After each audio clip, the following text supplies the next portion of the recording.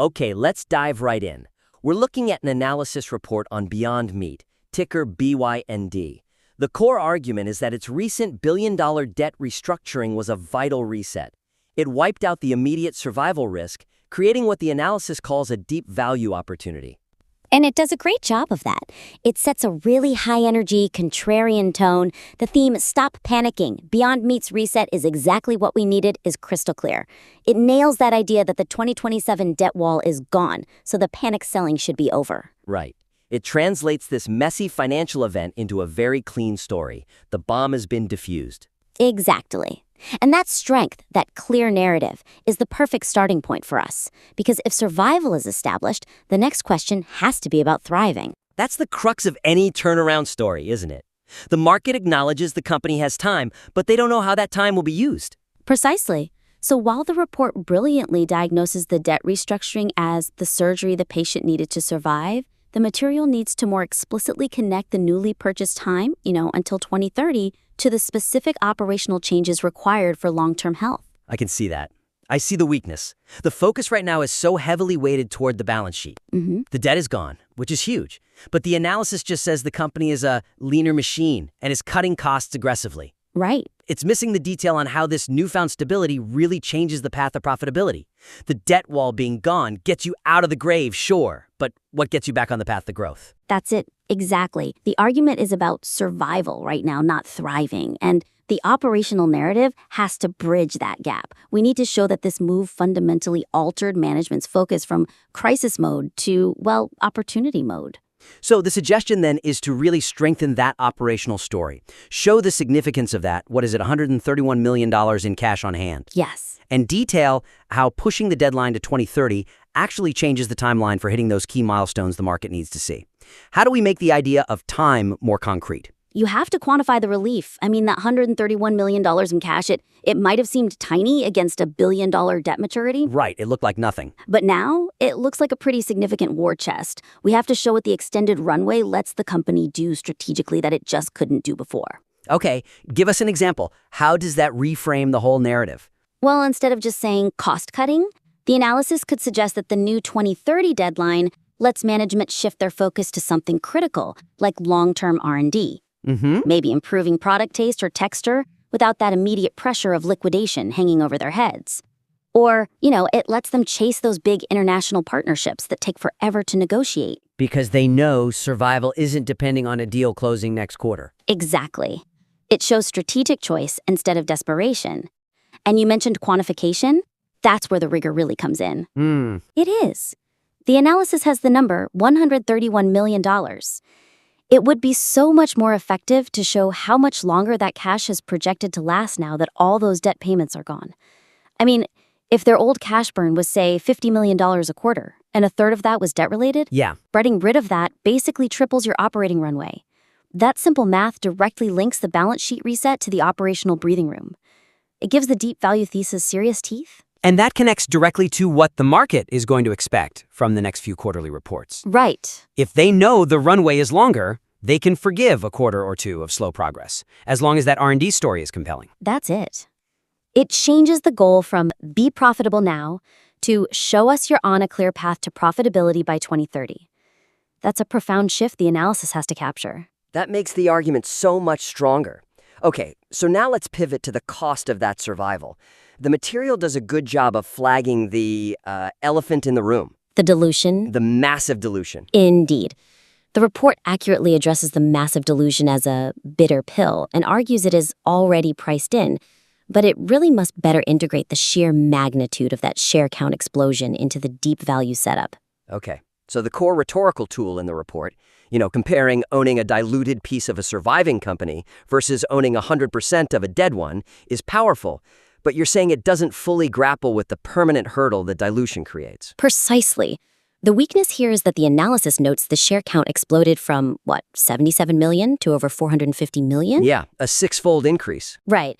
And while that removes the bankruptcy risk, that six-fold increase just fundamentally changes the operational performance you need to generate any meaningful return for current shareholders. The current valuation argument, a dollar a share, market cap under $500 million, it kind of overlooks how hard it is to generate earnings per share with that huge new denominator. That is such a critical point. If the share count went up 6 times, the company needs 6 times the operational improvement, 6 times the revenue or savings, just to get back to the same per-share metric as before. And that drag is permanent. Yeah. That's the point that has to be driven home. So the suggestion is to make sure the analysis acknowledges this massive financial hurdle. And this doesn't weaken the argument, by the way. No. It strengthens the contrarian case because it shows a full understanding of the risk before showing how the company might, just might, overcome it. It gives the whole thing a lot more credibility. So before we even get to the solution, let's just pause on that challenge. Isn't a 6-fold increase so structurally difficult to overcome that it almost forces this analysis into being more of a pure options play than a deep value thesis? That is the essential question the analysis has to answer for the reader. It has to get out ahead of that. This is why it needs to shift focus, just for a moment, to the sheer scale of the required operational lift. The dilution means the path to traditional EPS growth is incredibly steep. The analysis has to show that the company's internal efforts are accelerating faster than the share count expanded. Building on that, what if we tried to quantify that dilution drag in terms of required sales? Excellent path, yeah. For instance, the analysis could show what it would take to get back to a historical market multiple. It could lay out just how much more aggressive the cost-cutting or revenue growth has to be now compared to the pre-dilution world. You have to connect that massive denominator to the numerator.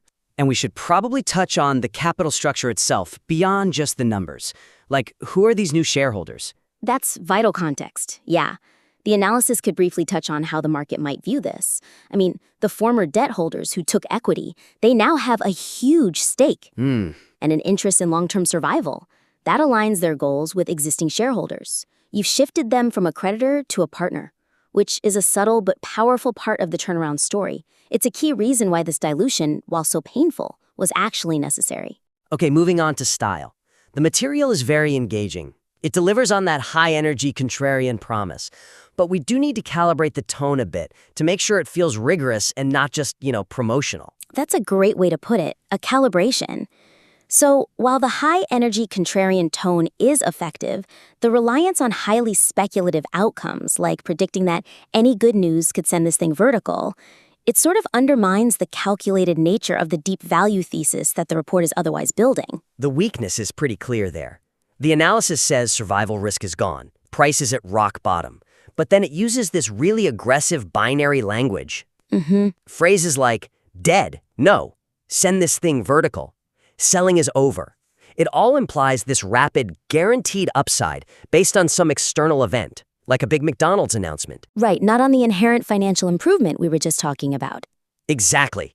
It risks making the whole thing sound more like a momentum trade than a genuine value proposition. That makes perfect sense. If the thesis is deep value, then we're looking for a return based on intrinsic improvements, closing a valuation gap, not just a short squeeze triggered by luck. So the suggestion is to keep the bullish sentiment because the thesis is bullish, but ground the upside in probabilities and technicals that are based on internal performance. We want the reader to feel like the thesis is protected by solid analysis, not just hope for a random catalyst. Yes. So how do we keep that excitement, the short squeeze potential, without just leaning on pure speculation? We have to acknowledge this stock is heavily shorted. You absolutely do. The report should maintain its focus on the crowded short position, but reframe the upside. Tie that critical technical level, the $1 price floor, not to some speculative announcement, but directly to internal factors the company controls. This is where we can integrate our first and third critiques. Okay, give me a concrete example of that connection. So, for example, instead of focusing on a sudden explosive move, the analysis could suggest that watching that $1 level like a hawk is crucial because holding it establishes a new floor post-dilution. Right. Then, the report could link that technical floor to specific internal milestones. For instance, holding that price signals market confidence if management can hit a new cost efficiency metric, say, improve gross margins by 500 basis points, or if they maintain that $131 million in cash beyond Q3. I see what you're doing. You're arguing that internal operational stability creates the environment where a short squeeze can happen. The squeeze isn't dependent on an external lottery ticket. The execution is the catalyst. The execution is the catalyst. Exactly. That approach just elevates the whole discussion. It turns that technical flaw into proof of management's ability to execute, regardless of whether a big partnership shows up tomorrow.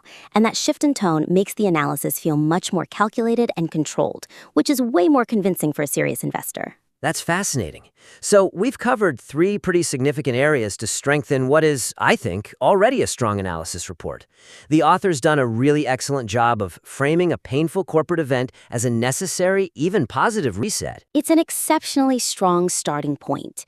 It captures the emotion of the turnaround perfectly. To make it unbreakable, we just need to sharpen those financial and operational connections.